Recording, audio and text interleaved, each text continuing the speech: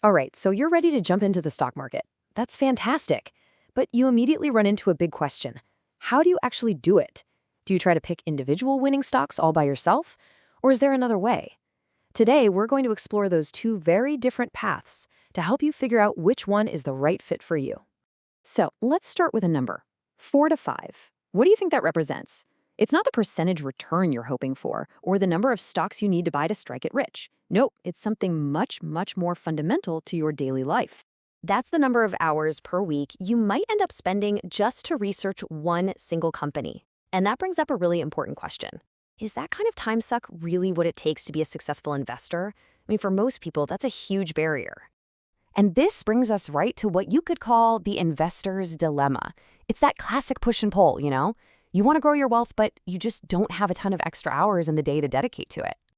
Just think about it. If you're a doctor, a lawyer, a teacher, a student, you're already super busy with your main gig. You want to get your money working for you, for sure, but investing can't be a second full-time job. So let's talk about path number 1. This is the one you probably picture when you think about investing, picking individual stocks. It's the totally hands-on, do-it-yourself approach. You're in complete control, and hey, for some people, the rewards can be huge.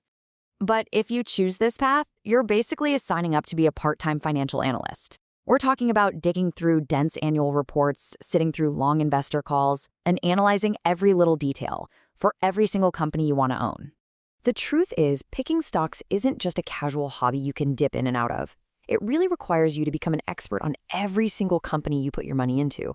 And that's a massive commitment, not just of your time, but your mental energy too. Okay, but if all that sounds like way too much, don't sweat it. Because there is another path, investing in mutual funds. You can think of this as a more indirect route to the market, one that's really built for people with busy lives. So what exactly is a mutual fund anyway? Well, put simply, it's a giant pot of money collected from lots of different investors.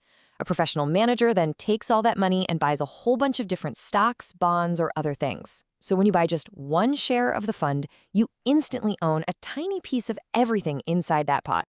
What this means for you is that it's a much more passive, you could say hassle-free, way to get in on the market. You get to participate in all the potential growth without the stress of having to become an expert on dozens of companies.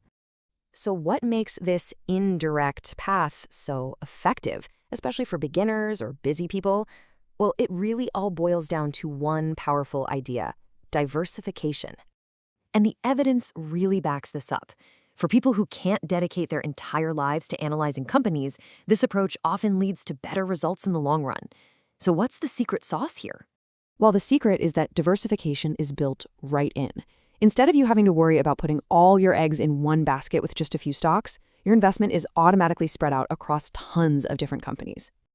And this is the key takeaway. Remember all that homework we talked about? All that deep dive research? Diversification basically takes care of that for you. It's like a safety net. If one company in the fund has a bad year, it doesn't sink your whole portfolio. So there you have it, 2 very different ways to approach investing, each with its own philosophy. The question now is, how do you decide which one is right for you? Let's just break it down one last time.